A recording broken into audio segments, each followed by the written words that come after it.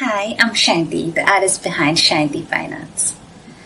It is November, and believe it or not, you already need to think about Christmas crafts because if you don't start now, you will run out of time.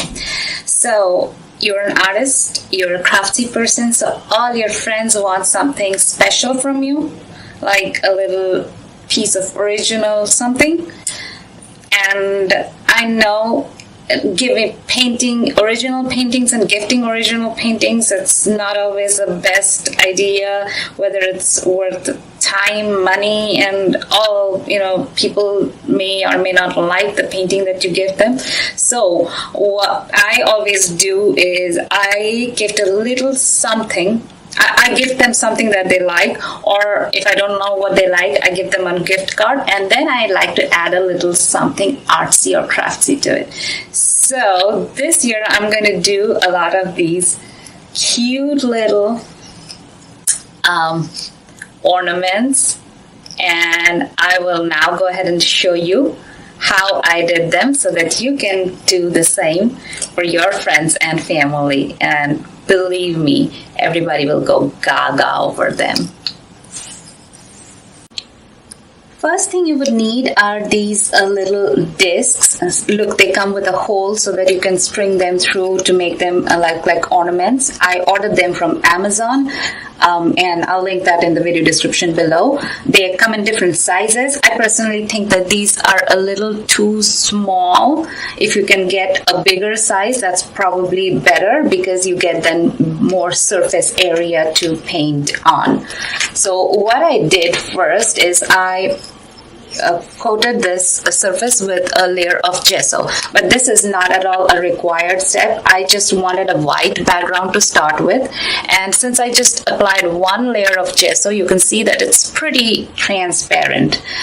You can still see the rings of the wood. If you want it to be opaque, you might want to add like a couple more layers of gesso. Let me show how I use this gesso. So let's take this little paint palette, and I'll just pour out a tiny bit of gesso. If you just want one very thin layer, you require very, very little gesso actually.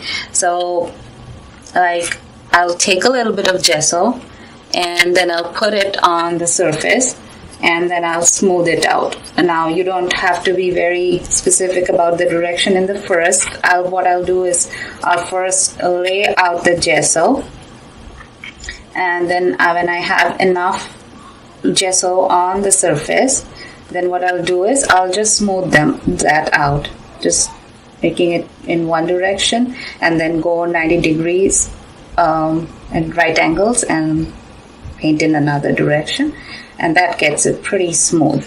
If you want like a super smooth surface, then you can go ahead and use a sandpaper on top of it, but that's really completely up to you. It's not a mandatory step. So, and if you want, like I said, if you want more opaque surface, you want to go for a second coat and a third coat, and that will make it more opaque.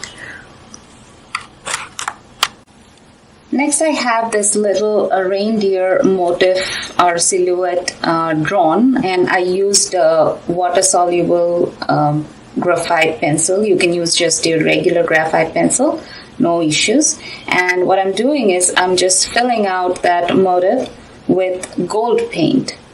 You can use any color, black, white, pink, blue, whatever color your heart pleases. It doesn't matter. I just thought gold is kind of festive, very appropriate for the holiday occasion. So just chose gold for that reason. And you can go ahead and paint it. You want to use a very small detail or a very small flat brush to get into all these detail areas of the reindeer antlers, and otherwise it's just a simple filling out of the area. And as you can see that I have put a lot of paint on the surface, so I would need to smooth it out just a little bit. It's a semi-opaque paint, not very opaque, so you want to go over it for a couple of coats and to make it look nice. And that's about it. I mean, it's all done. It's right now looking very shiny because it's wet, but once the paint dries, it will look much better. Next, I'm going to paint the face of Olaf. I really adore this character. I find it really adorable. So I wanted to paint Olaf's face or Olaf painting for a very long time, but did not get to it so far. So today I thought, okay, an Olaf painting it will be on this little ornament.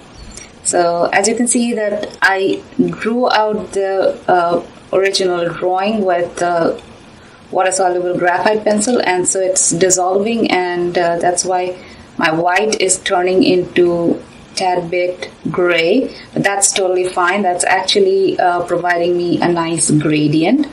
But if you want to keep it absolutely white, then all you have to do is come back and then paint with a little bit of like after the first layer dries, you have to come back with the second layer and paint a little more white so that it looks like absolutely white, like probably Olaf's face is. So that's how I'm doing it.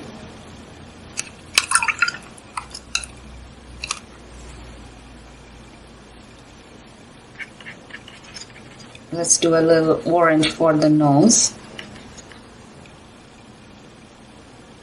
Now remember, this is a very teeny tiny surface, and this is just a craft piece, not like you're selling a huge piece of great artwork. So yes, it is a small area, so you have to pay a little bit attention to get the right details, but at the same time you don't need to worry too much about the details. You just want it to look cute and nice, and just the fact that you have put in so much time and effort and tried to make something with your own hands to gift somebody, I think that itself speaks a lot, and that itself makes it very special. Like you see, I'm covering the whole area first with white, then I'll come back with the details of eyes.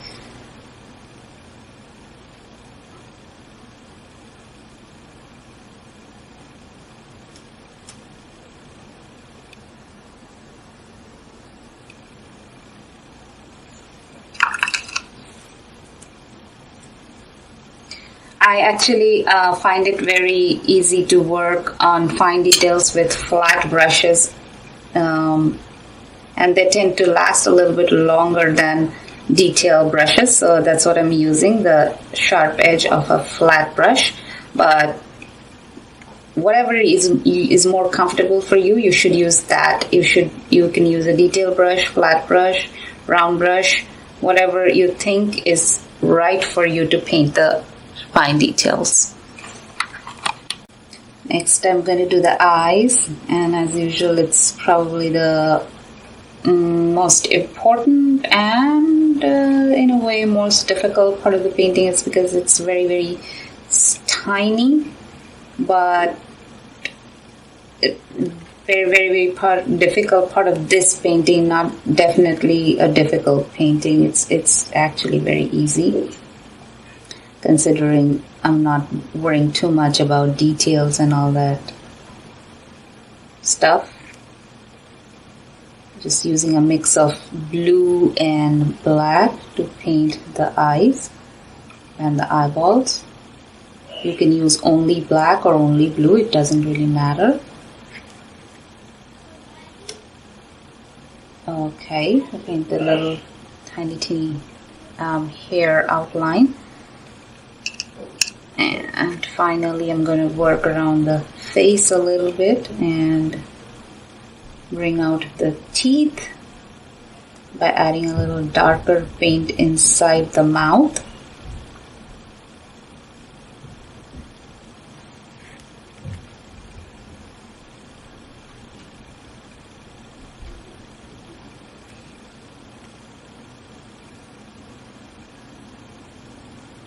There you go.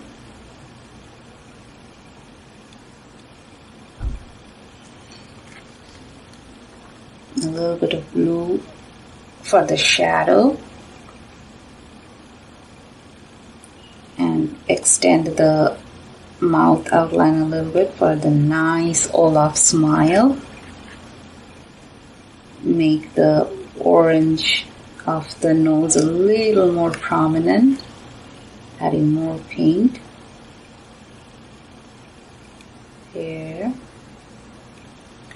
And that's all there is to it. You have a cute little Olaf face. On this one, as you can see, I've drawn out a little cupcake. So cupcake it's going to be.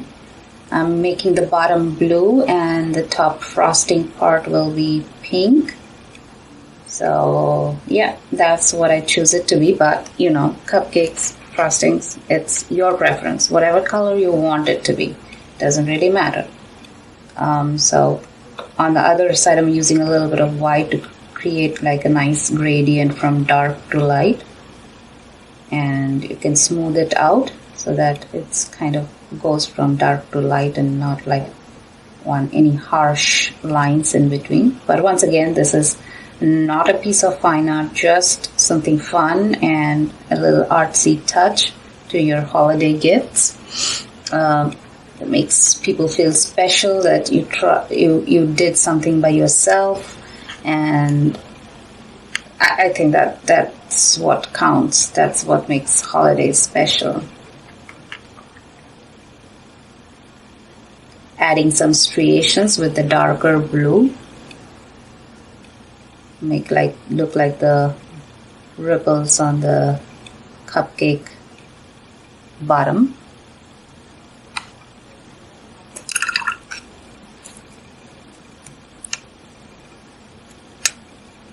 Okay, on to the little pink frosting.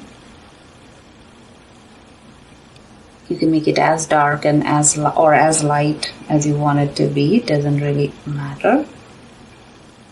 You can use whatever color frosting your heart pleases. I'm sure if I asked my son what color it should be, the frosting, and he would say green. Although I think green frosting looks ugly, but he likes everything green, even frosting. Yeah. So whatever your heart pleases is the rule here. Whatever color frosting appeals to your senses. As I had drawn it out with water-soluble graphite, you can see that it's kind of blending in and making it a muddy gray color, but no need to worry about it. You can just add another layer of white or orange or red or pink or whatever, and it'll work out eventually. No need to stress out too much on the fine details. All you want is just the cute little thing. You can even use oil paints, or you can use markers. I would personally use Sharpies or permanent markers if I were to use markers, so that it at least doesn't wash off or rub off immediately. Although this is not something that that you expect to last for a lifetime. This is just cute little addition to your Christmas presents. And that's about it to this one. Now to the last part of this ornament making. It's an ornament, so you need to be able to hang it. So what I'm using is some embroidery thread, and I am wetting the edge with some water so that it does not fray out, and it's easy to pull it through the little hole that is already made in this ornament. And then I'll take a sizable length of it, and I will use my scissors to snip it off, and then I will put a knot, nothing fancy, just a simple knot, and make it snag and like really tight around this medallion or disc or ornament, whatever you want to call it. Go for a double knot so that it doesn't open up on you. And there you go. Your ornament is all ready. So there you have the finally done ornaments with 3 unique, cool Christmas ornaments that has the artsy touch, the personal touch, and really quick, cool, and simple ideas. I hope you liked it. If you did, give me a thumbs up and do share it, because sharing is caring. And also do not forget to subscribe, because I'll come up with more artsy craft ideas for holiday gifts.